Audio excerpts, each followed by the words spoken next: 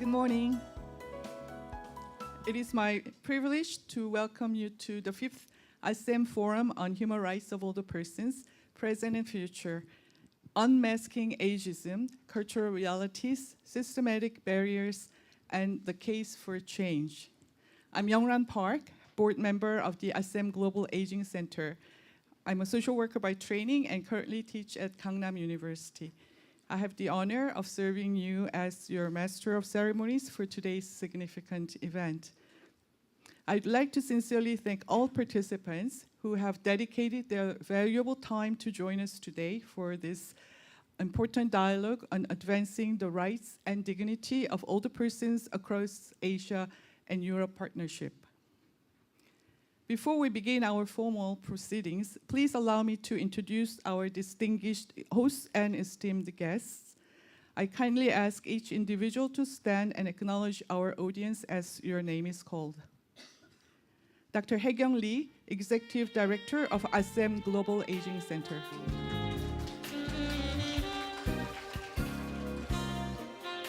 Mr. Chang, Chairperson of the National Human Rights Commission of the Republic of Korea.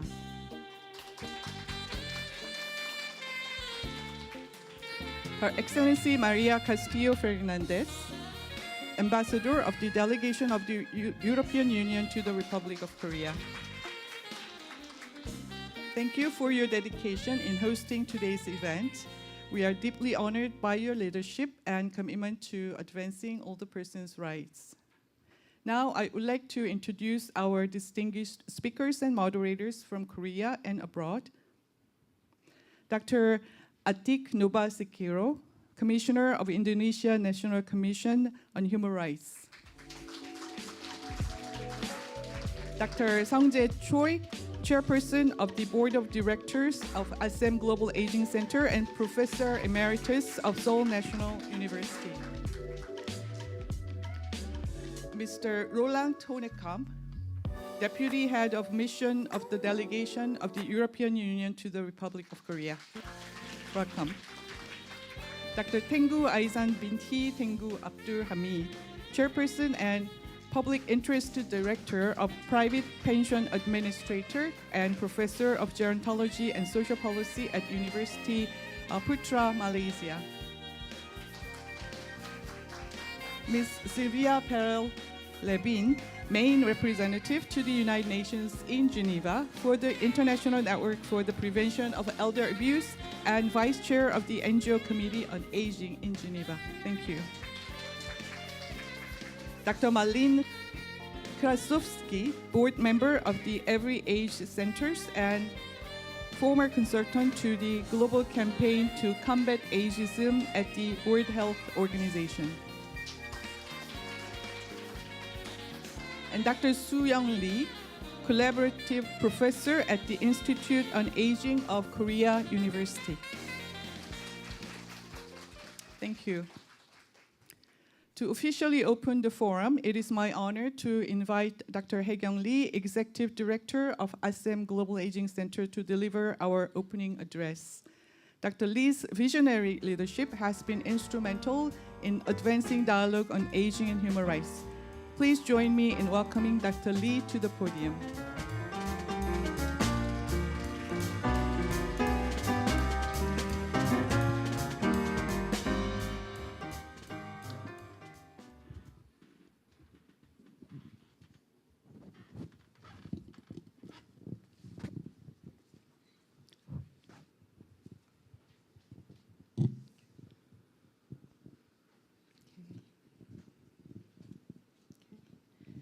Distinguished guests, colleagues, and friends, good morning. I'm HyeKyung Lee, Executive Director of the ASEM Global Aging Center. It is my great honor and pleasure to welcome you all to the 5th ASEM Forum on the Human Rights of Older Persons, Present and Future. Thank you for joining us today. Your presence here underscores the importance of our shared mission to promote and protect the rights and dignity of older persons. I would like to extend my deepest appreciation to to our co-organizers, whose unwavering support has been invaluable. Mr. Chang Ho-an, the Chairperson of the National Human Rights Commission of Korea, and the Ambassador, Maria Castillo Fernandez, of EU delegation to Republic of Korea. Today is particularly meaningful as it takes the final official engagement in Korea for Ambassador Castillo Fernandez. Your Excellency, you have been not only the outstanding diplomat representing the European Union with great professionalism and grace, but also you have been a generous, trusted, and true friend to ASEM Global Aging Center. We thank you wholeheartedly, and we will miss you greatly. We are also grateful for the warm congratulatory remarks from Deputy Speaker Yeong-Ran Lee of National Assembly and Ambassador Biesta Stochinska of ASEF and the Deputy Secretary General San Luin of ASEAN. Your encouragement strengthens our resolve and our commitment. And our special thanks goes to our keynote speaker, Dr. Claude Mahler, UN independent expert on enjoyment of all human rights by older persons. Her leadership has been central in advancing the global recognition of the gaps in the current human rights framework and in paving the way toward the new UN Convention on the Human Rights of Older Persons. As Dr. Mahler rightly emphasized in her address today, we need a fundamental shift in perspective, one that moves beyond the protection and toward the recognition, rights, and dignity. As has often been reminded, older persons do not need more pity. We need rights. We do not need to be seen as vulnerable, but we need to be seen as valuable. Aging is not a problem to be solved, but a natural part of life to be respected, supported, and celebrated. What needs to be fixed is ageism, stereotypes, biases, and discrimination based on age. In this spirit, the theme of this year's forum is Unmasking Ageism. Ageism is one of the most pervasive and invisible forms of discrimination. It shapes how we recruit employees, design cities and communities, and how we deliver healthcare and develop public policies. Because it is so deeply normalized, it often goes unnoticed and unchallenged. But ageism causes devastating harm. It limits opportunities, undermines well-being, and reinforces inequality. It tells older people to shrink, to step aside, and to quietly fade into the background. And perhaps more importantly, many of us participate in it unknowingly. This forum is our opportunity to confront this quiet injustice openly, honestly, and constructively. Today's 3 sessions will explore its historical and cultural roots and tools for measuring its impact and practical strategies for dismantling it. I'm very delighted to welcome our distinguished speakers, panelists, and moderators from across Asia and Europe.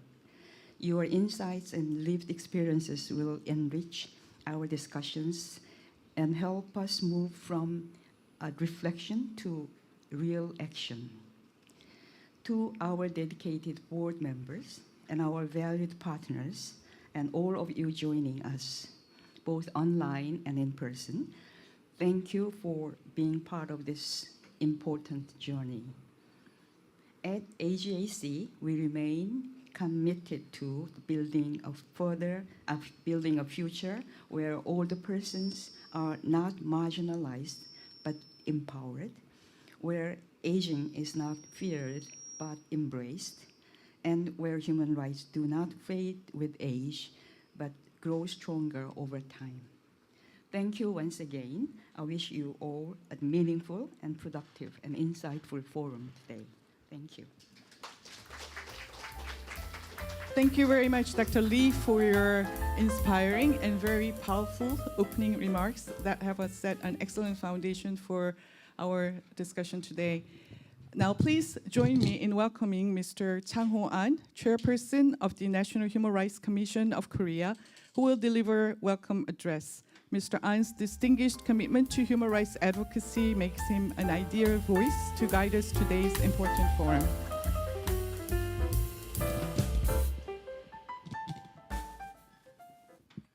안녕하십니까.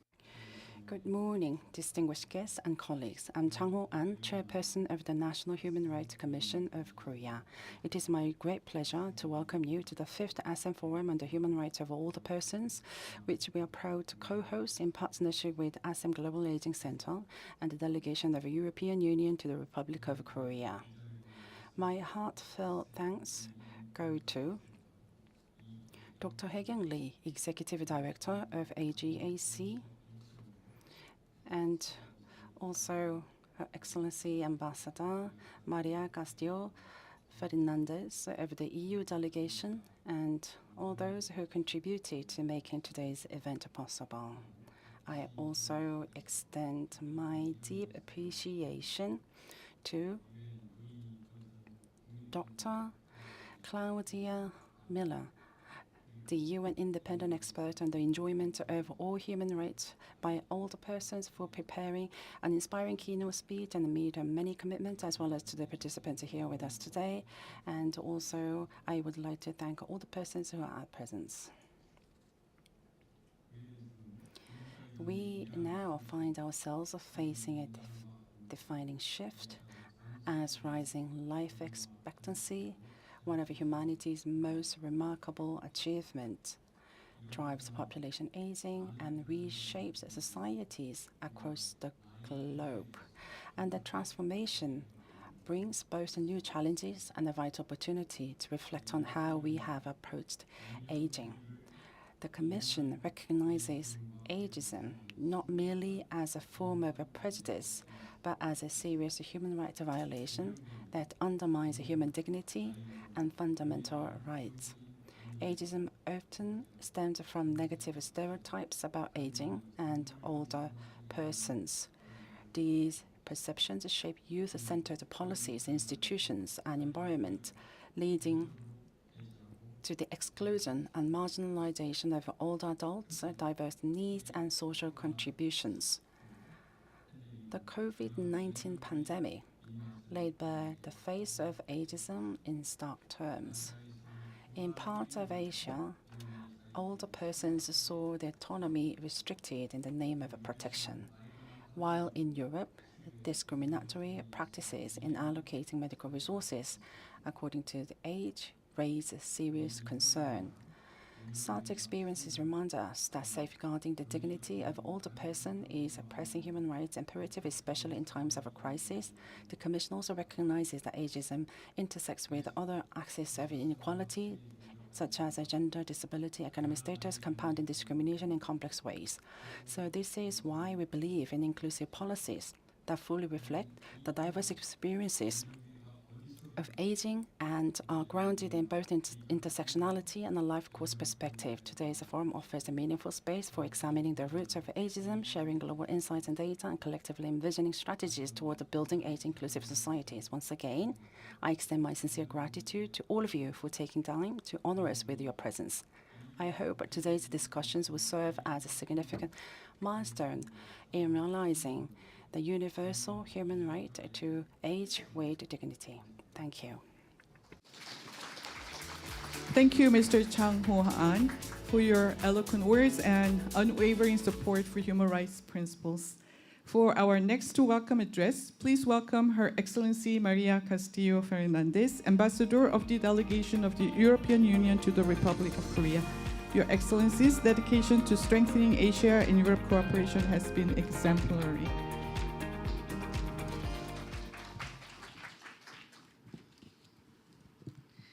A very good morning, 안녕하십니까, to everyone. I feel that today, this morning, is a very special one. It closes a big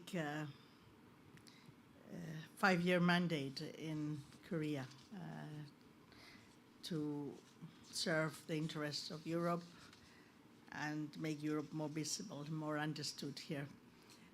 And one of the key issues that Europe stands for is defense on human rights. So for me, it's very meaningful. I started my professional life very long time ago, working in a very small unit at the European Commission called the Unit of Human Rights. That unit then created until today in a big department. I was a trainee there.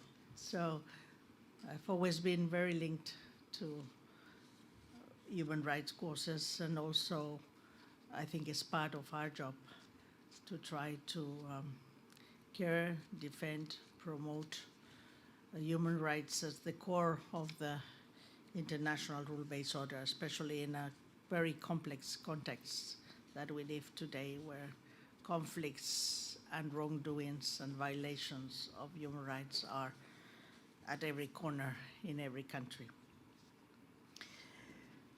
Today, I want to thank again my friend, Executive Director HyeKyung. She was, when I came in 2020 in the middle of COVID, also I think one of the first events I came to was the ASEM conference for older human rights. And I remember we was very small. We were doing all that online, and we were sitting like 10 of us in 2 rows with your predecessor, Chairperson Chang.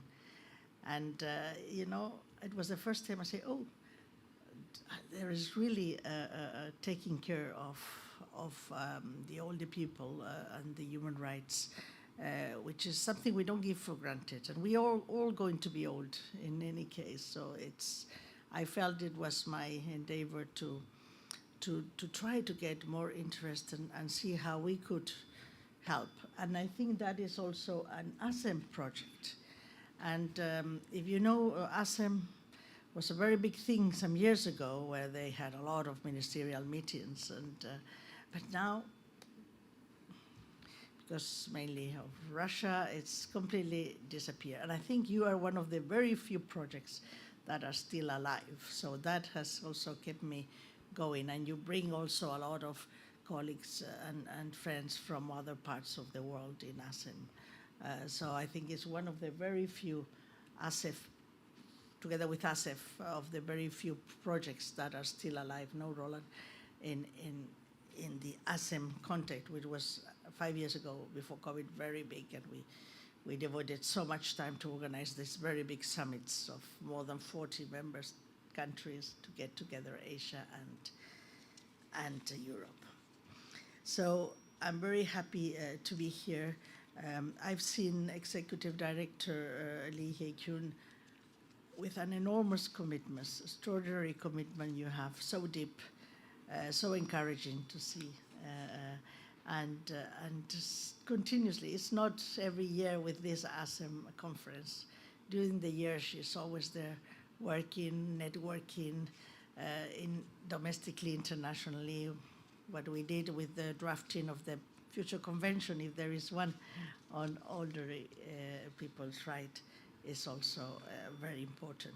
So I think this process will continue. It doesn't depend on persons. wherever I will be certainly supporting you. But with your work and also the commitment of Chairperson Cho Sung-hee, who has always been at your side in this endeavor, and many others that I have seen during the years, I think you will continue raising awareness and attention to this problem.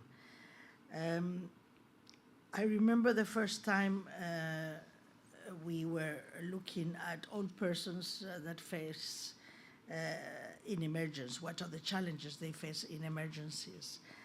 Then we went to the emotional health of older people, the importance of aging in place, in your place, and the human rights of older people in Southeast Asia, an area I know well because I came from Malaysia before coming to Korea.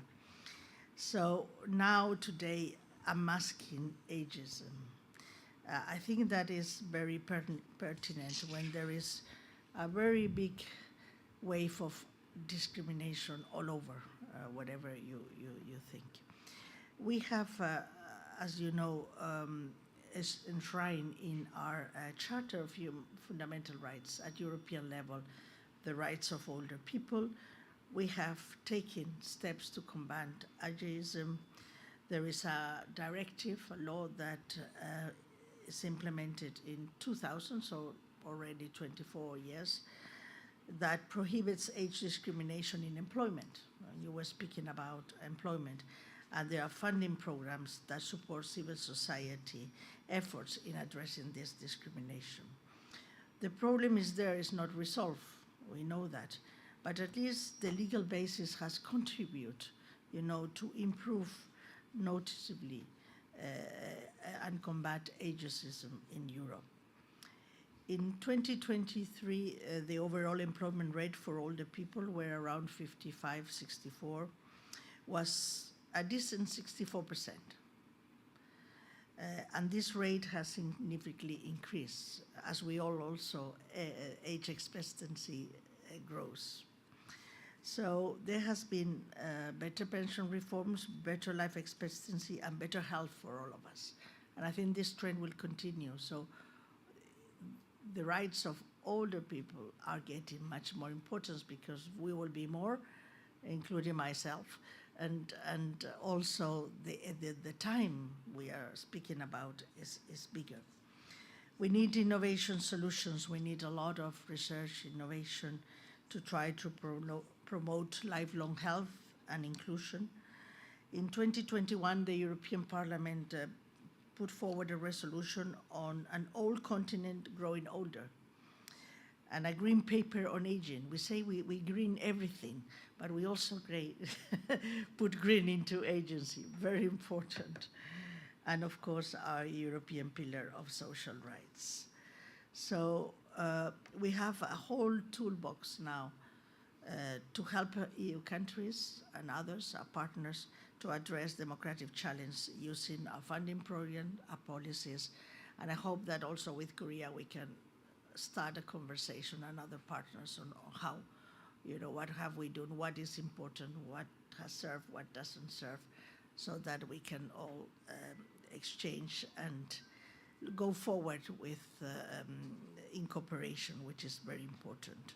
So today's forum is key. I know there are a lot of expertise here in the room to forge strategic changes. Let's not forget, as you said, Yeong-Ran, that aging is a journey we are all in.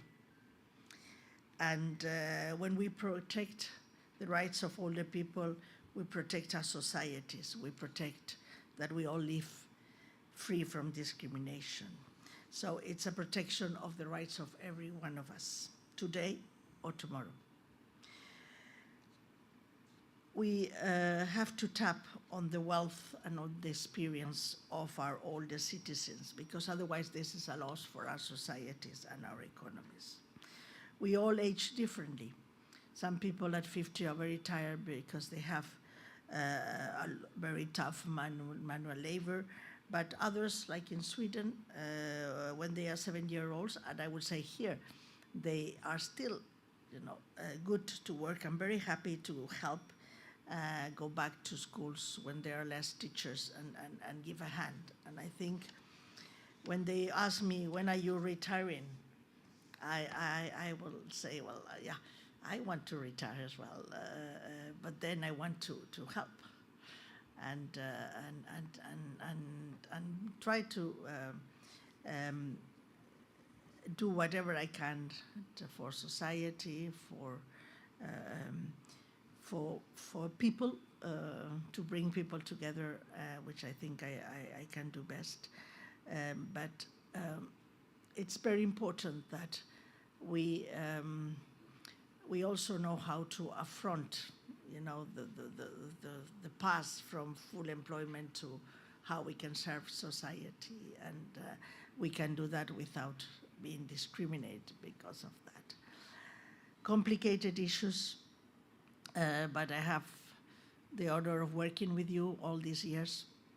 If you do another event in Brussels or in Madrid, I will be there.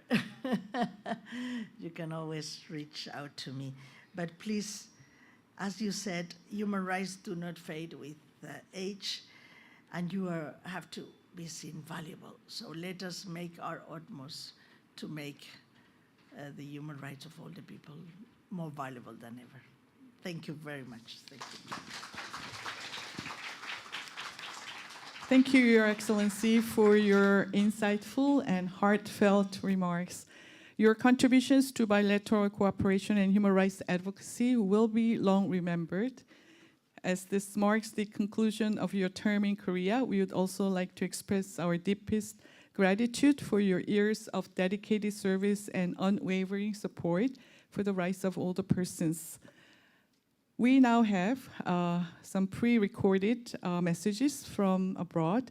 So now we will proceed with a series of pre-recorded congratulatory remarks from distinguished leaders who, while unable to join us in person, have graciously shared their support.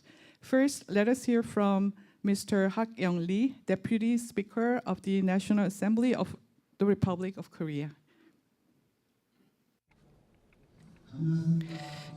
Distinguished guests, ladies and gentlemen, good morning. I am HyeKyung Lee, Deputy Speaker of the National Assembly of the Republic of Korea. I am delighted to join you in celebrating the opening of the 5th ASEM Forum on the human rights of older persons, present and future. On that note, I also would like to express my heartfelt gratitude to Sung Jae-choi, Chairman of the Board of ASEM Global Aging Center, for his tireless work in promoting the rights of older persons, and to all the AGAC for their unwavering dedication. We are witnessing the rise of ageism, a rapid population aging, one alarming consequence of which is a pervasive view that reduces older adults to mere recipients of care and welfare. Older generations are vital contributors to our society, enriched by their lived experiences and the wisdom they carry. The stark contrast calls for age-inclusive policymaking and institutional efforts that proactively address age-based discrimination and expand opportunities for older adults to participate fully in society. So we moved beyond our outdated notion that limit roles and horizons based on age. And we hope that today's forum laid a very firm ground for such a society friendly to older persons. Mr. HyeKyung Lee, for your encouraging congratulatory remarks. Now we invite you to hear from Her Excellency Beata Stochinska, Executive Director of the Asia-Europe Foundation. Her Excellency's leadership in fostering Asia-Europe dialogue has been instrumental in advancing our shared objectives. Your Excellencies, distinguished delegates, ladies and gentlemen. Greetings from the Asia-Europe Foundation in Singapore. I am truly honored to welcome you to the 5th ASEM Forum on the Human Rights of Older Persons. At the outset, I would like to compliment the ASEM Global Aging Center, the National Human Rights Commission of Korea, and the delegation of the European Union to the Republic of Korea for their commitment and dedication to this very forum.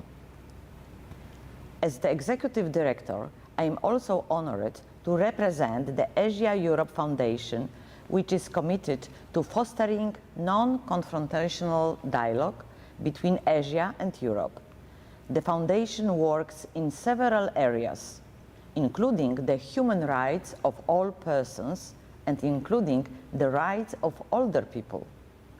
In 2021, we had the privilege of co-organizing the 20th edition of the informal ASEM seminar on human rights with the talented team from ASEM Global Aging Center.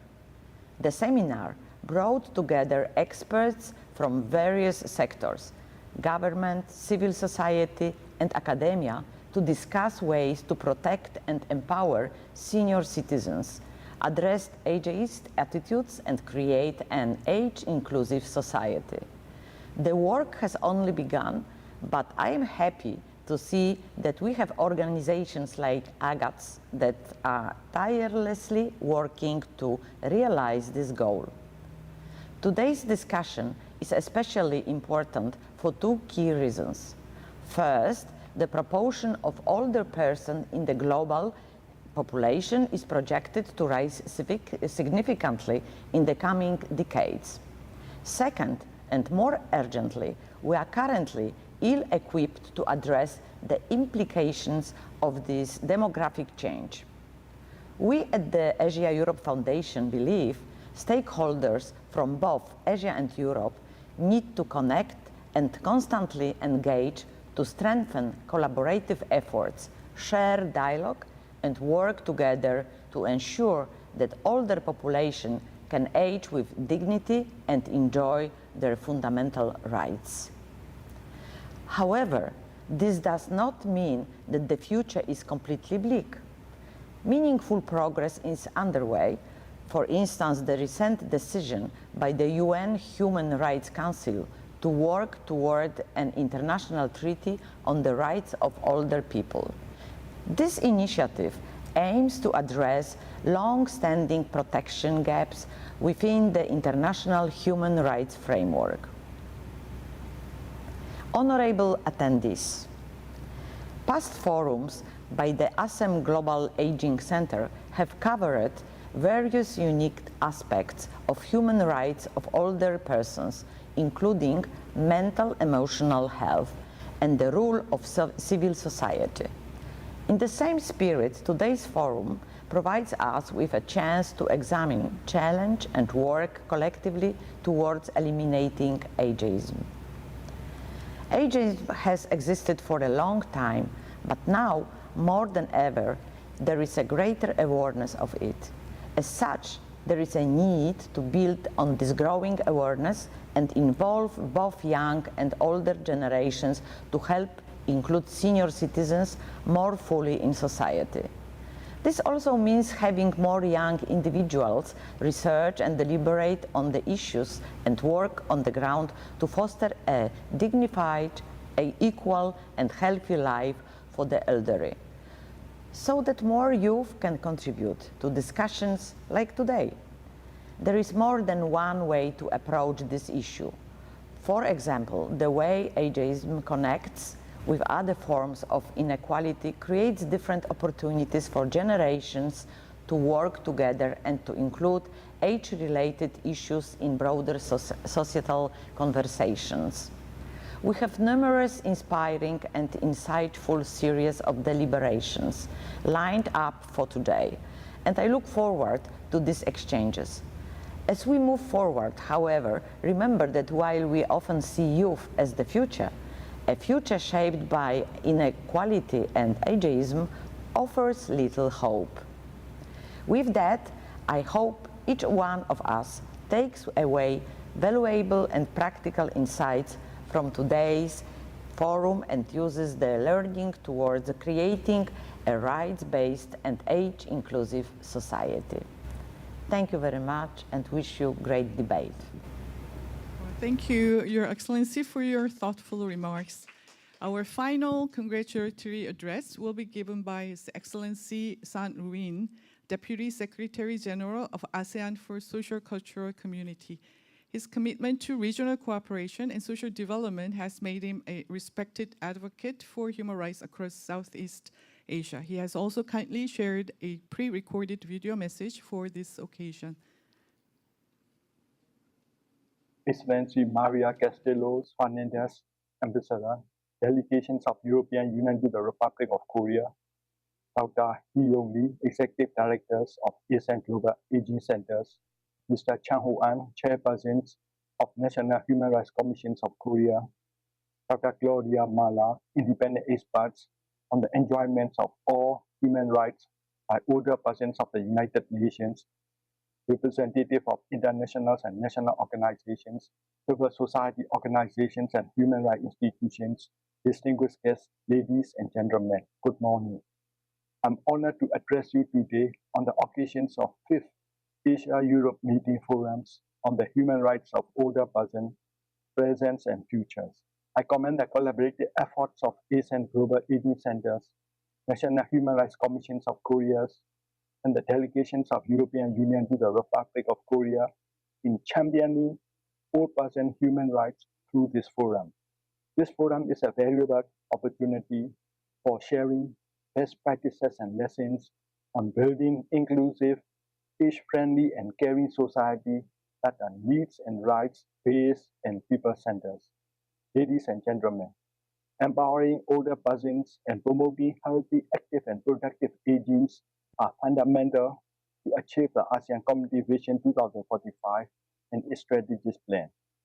ASEAN region is one of the world's fastest aging, with an estimated 227 million older persons by 2035, and by 2050, 1 in every 4 persons will be over the age of 60. Presently, some countries in the ASEAN regions are already considered aging societies, while others are transitioning to an aged population.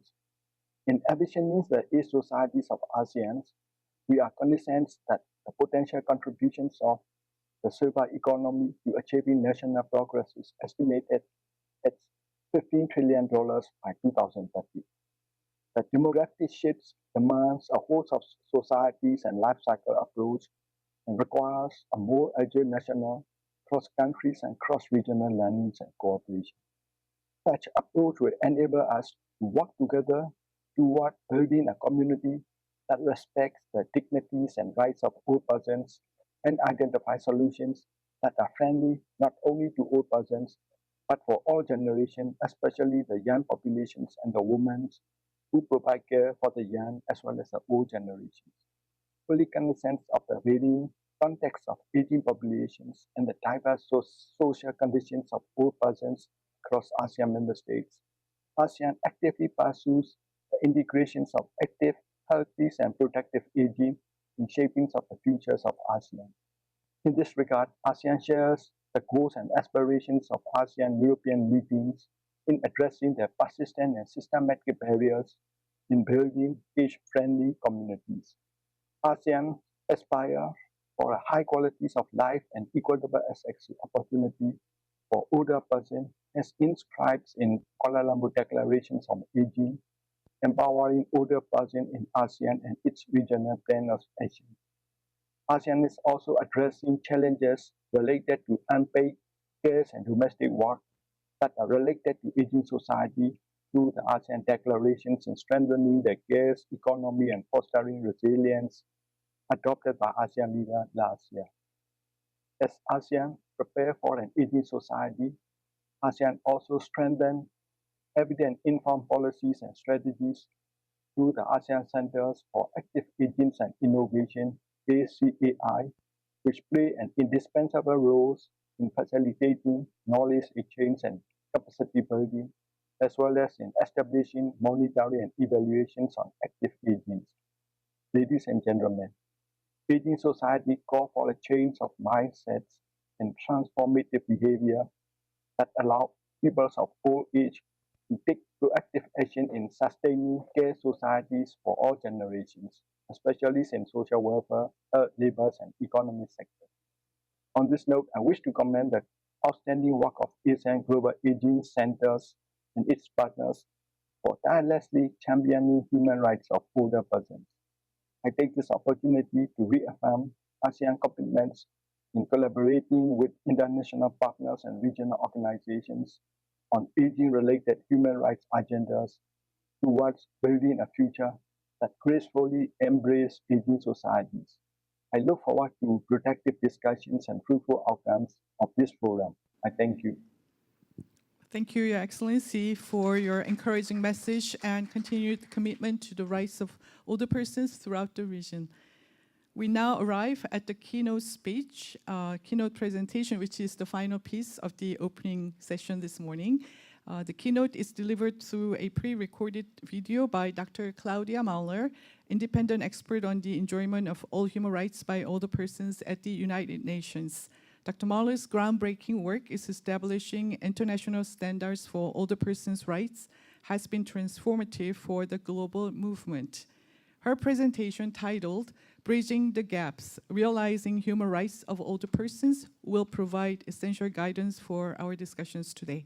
Please turn your attention to the screen.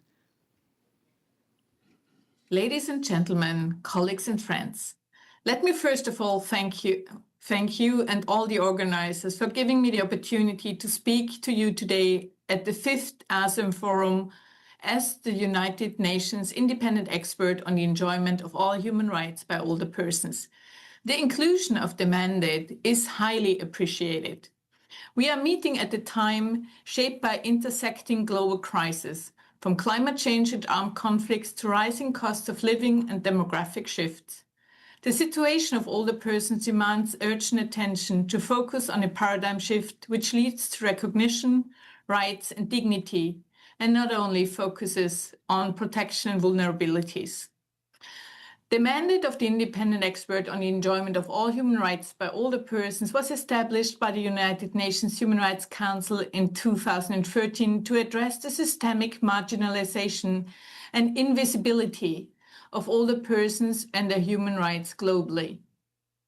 The mandate's tasks include monitoring and assessing the situation of older persons worldwide, undertaking 2 country visits per year, publishing country reports after the visit to the Human Rights Council, and 2 thematic reports per year, as well as providing recommendations to states and international actors, as well as civil society organizations and HRIs, to better uphold and promote the rights of older persons. Recent reports have focused on future generations of older persons, legal capacity and informed consent, climate change-induced disasters.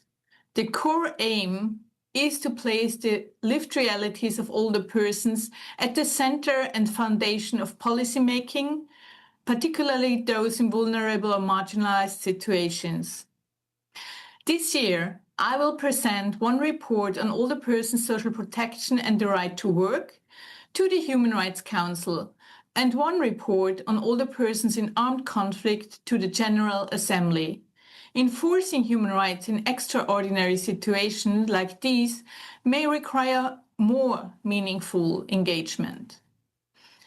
For instance, older persons often have strong ties to their homes or have physical limitations which can lead to their remaining in conflict zones, while younger populations are displaced. They increase their risk of abuse, violence, and deprivation.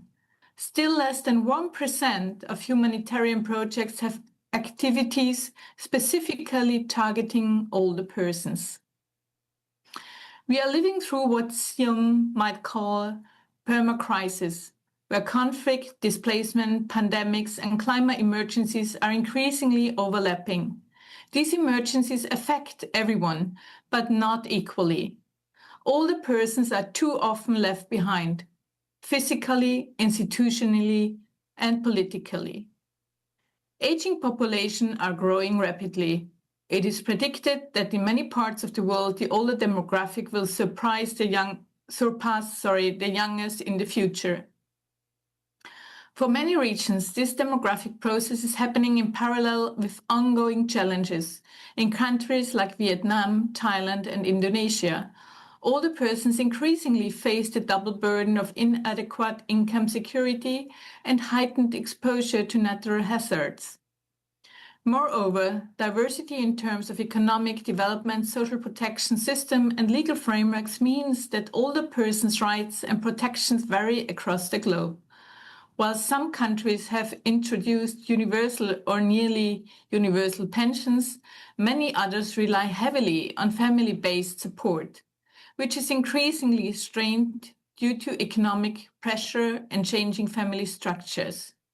However, this is never regional, but a global problem.